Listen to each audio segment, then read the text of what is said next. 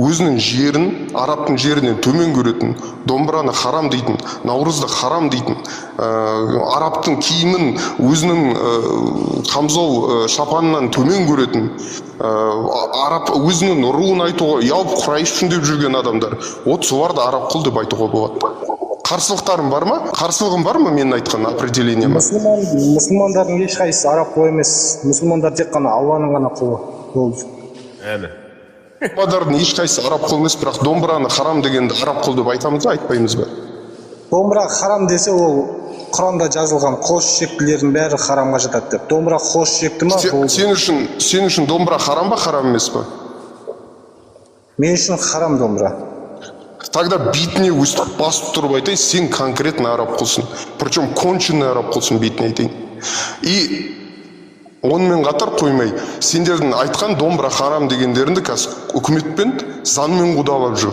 Араб құлдарымен күресіп отыр Қазақстан Республикасы. Че там? Сен кім? Құрбанбексің ба, Тұрғанбексің ба? Сен мен анау заңмен қорықпа, мен Құрандағы аятпен айтып беріп жатырмын саған. Түсінің ба? Қорқып жатқан жоқпын. Егер сен қорқып отырсаң, это твои внутренние проблемы. Мен саған битіне айтып отырмын.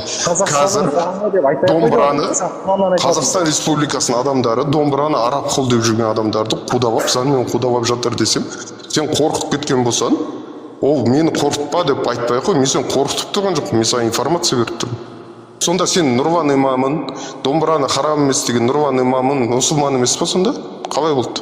Мен Нұрлан имам мұсылманмын, мен Құраннан айтып жатырмын саған. Құран Алланың сөзі ма? Болды, мен Құранға болды ғой. Өстіп айтатын сен сияқты сөйлейтін адамдар араб құл. Кім айтты саған араб құл деп? Мен арабтың сөзін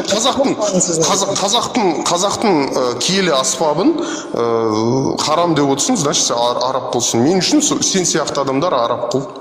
Иттен де төмен адам мен үшін. Құрбанбай, ол сенің ойың.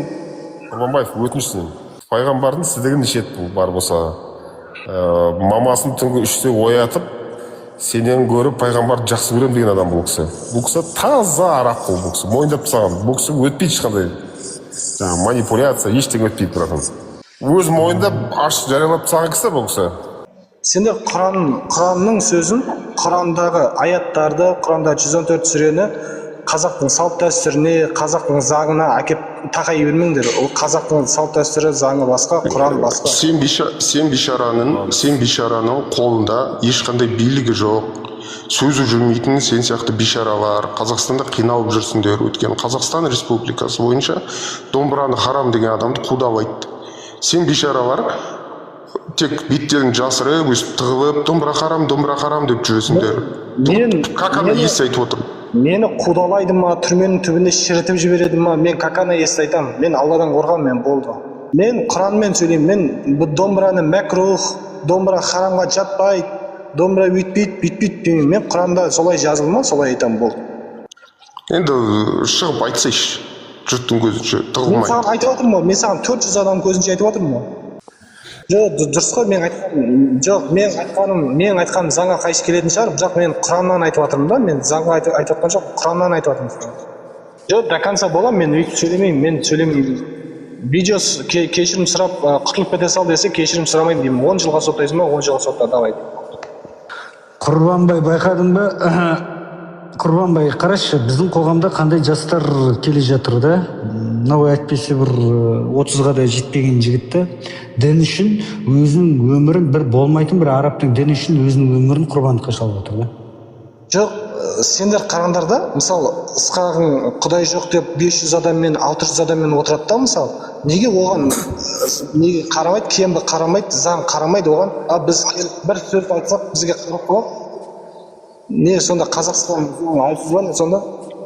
Алғысыңмен рахметтеріңді сендердің бастарыңды көттеріңе тығасың тұғу керек, алғыстарыңмен бірге. Армысың дейтіндердің басы, амтелердің басына қаптау керек, армысың алғыс деп айт дегендердің бәрінше. Менің қолымда билік болса бар ғой, бауыз айтайын тәңіршілерді. Бетпе бет кеше. Мен бек сұрар едім. Қазақ мұсылманның бет әлпеті ғой мынау деген. Қазақсың ба десе, қазақпын дейді. Тәңіршісің ба десе, иә десе болды.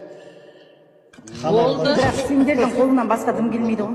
Басқа дым келмейді енді, өкінішке орай. Сіздің Мұхаммед пайғамбарыңыз өзінің жиен қарындасын қатын етіп алып өнеге аларлық па? Иә, өнеге барлық. Ол дұрыс деп санайсың өзің қарындасын қатын етіп алу. Әрине, менің 9 жасар қарындасым болса, пайғамбар келсе берер едім, пайғамбар келсе адам емес. Пайғамбар келсе, пайғамбарың 53 жаста болса, сонда 9 жасар 73 қарындасың жаста болсын, 103 жаста болса да айырмашылық жоқ, сол пайғамбар келсе беретін едім. қатындыққа, иә? 173 жасқа келсе де, 100 жасқа келсе де, Мұхаммед пайғамбарыңыз сенің 9 жаста қызыңды сұраса қатындыққа бересің бе? Иә. Берем, 3 рет сұрасаң да айтам берем деп. Атам қазақ не үшін айтады сол үшін? Қызымды болса берер едім, егер де сұрайтын адам пайғамбар болса деймін. Қай қазақтың қай мақалында бар екен? Тағы сұрайтын болсаң айтам, егер менің 9 жасар қызым болса, ардақты сүйікті пайғамбарымыз саллаллаху алейхи уассалам келсе 53 жасында, 63 жасында болса беретін едім. Сол мысалы мен домбыраны харам деймін. Мысалы беташар жасамадым. Жет желпек харам мен үшін.